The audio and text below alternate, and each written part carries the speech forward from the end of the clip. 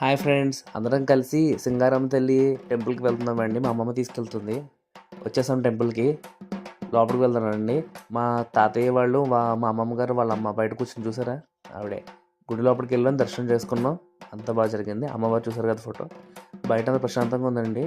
వంటలన్నీ రెడీ అయిపోతున్నాయి. మా బాబాయ్ ప్రిపేర్ చేస్తున్నారు. అదిగో ఈయన మా చిన్న బాబాయ్.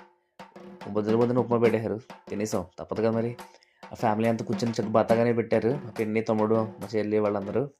ఎవరో మేకపోతుని తీసుకొచ్చినట్టున్నారు. పరిగెట్టిస్తూ ఉంటుంది, అసలు ఆగలేదు. ఎక్కడో ఒక ఆయన పట్టుకోవడానికి వెళ్ళారు. ఇలా కూడా సాధించారు, దాన్ని పట్టుకున్నారు. ఇంకో ఈవిడ మీద అమ్మవారు ఉన్నట్టున్నారు, చూసారుగా. అంతేనండి.